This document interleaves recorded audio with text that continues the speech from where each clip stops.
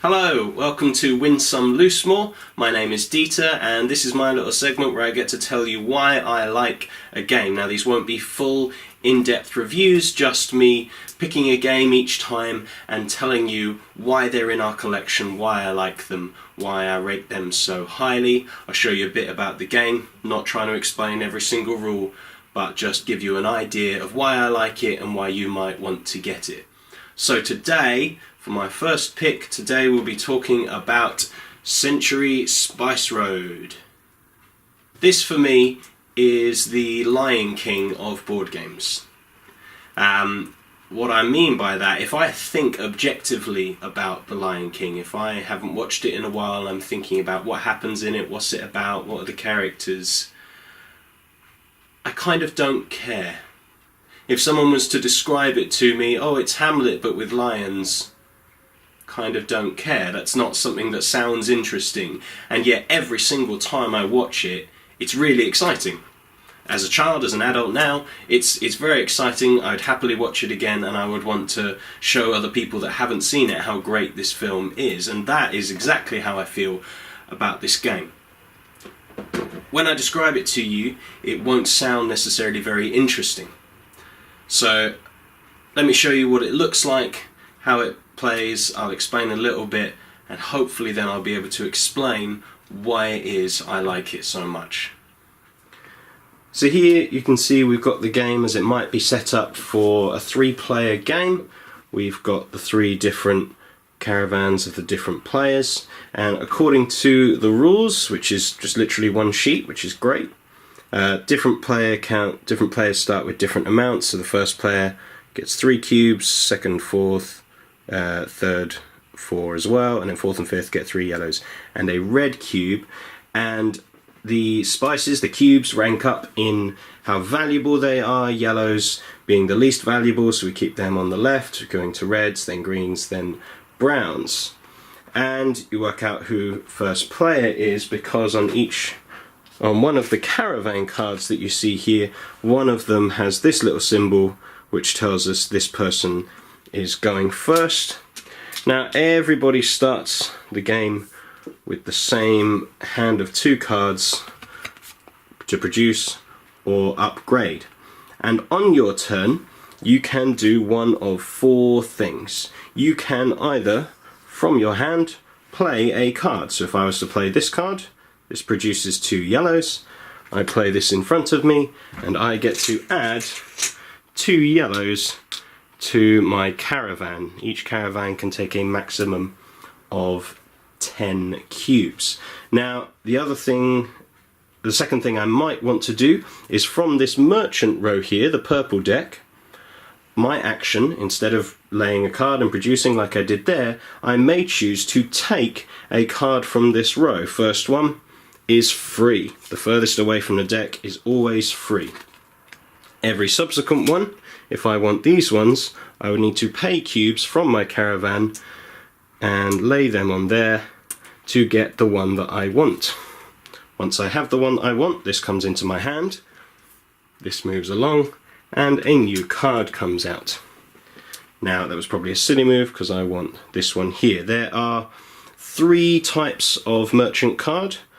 Either more producing cards, I play this and I just get a red and a yellow, or this one I just get a brown, or there are trading cards like this one here where if I trade in a green and 2 yellows I get back 2 browns, or there's a special one in here as well which is the triple upgrade. Now upgrades work slightly differently. If I play one of these cards I can replace cubes in my caravans with better ones. So this one is an upgrade 2, so either I can take this 1 yellow, put it back, skip this one and take a green because I've upgraded 1 cube twice, or I could take 2 yellows and upgrade 2 cubes once. So 2 reds would be 2 greens, and so on and so forth. So if I played the 3, that could be a yellow into a brown,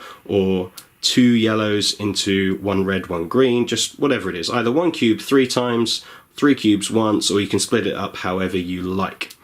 Upgrading just goes that way.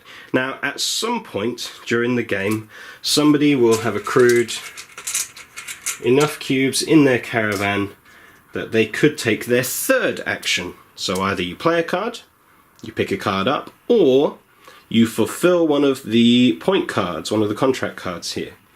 So let's say this person, it's now their turn, we go clockwise. They want to score this card, for which they would need to turn in 3 yellows, 2 browns. They have that in their caravan, so they pay 3 yellows, 2 browns, and they get to keep this card. Because this card was in the furthest position, they also get one of these gold coins. This is worth 3 points at the end of the game. Silver coins in second position are worth 1 point at the end of the game, and just like this, everything now moves up. So this now becomes even more valuable because it's now in first position, and could you get you a gold coin.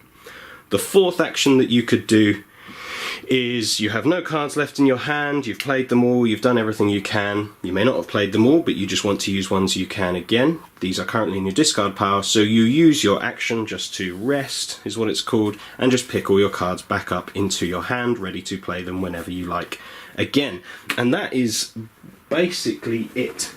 When any player gets their fifth of these point cards, or if you're playing 2-player, I think it's their 6th one, 2 to 3 player game, when someone gets their 6th one. In a 4 to 5 player game, it's when someone gets their 5th one. Everybody that is left within the round, so we've gone clockwise from first player, because they've got this little symbol, there it is. Everybody after them gets their final turn. So if first player did it, everyone else gets a turn. If this person did it, only this person gets a turn. If this person did it, no one else gets an extra turn. And then at the end of the game, you count up how many points you have from however many cards you filled. So 18, 38, 40, 54. My maths isn't very good.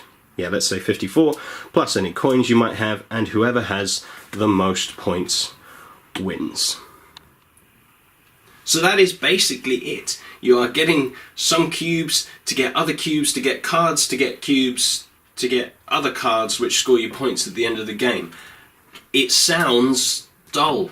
It looks, if you look at the card art, it looks not especially interesting, and yet there's something really charming about it. It comes with metal coins. There is absolutely no reason for it to come with metal coins. Just the little normal punch-out cardboard would have been just as good, and yet it comes with metal coins for no reason. You could just have piles of these cubes, and yet they come in the little pots. Everything that should be bad about this game is great. They've taken things that should be really dull and made them really good.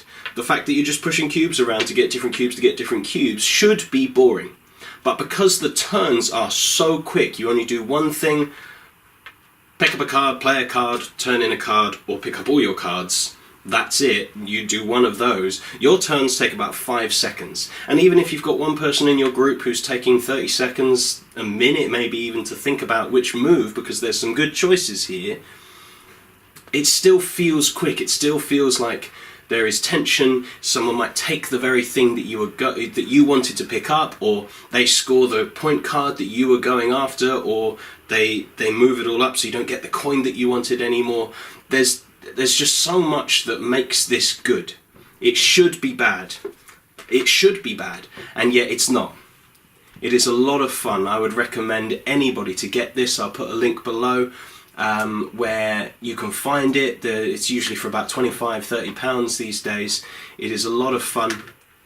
It's the first in a trilogy. The second one's come out recently. I'll do that one another day, and then hopefully next year when the third one comes out, we'll look at that one again. But for now, that is why I like Century Spice Road. It's very fast. The components are way better than they need to be, and the gameplay is much more fun than you think it should be.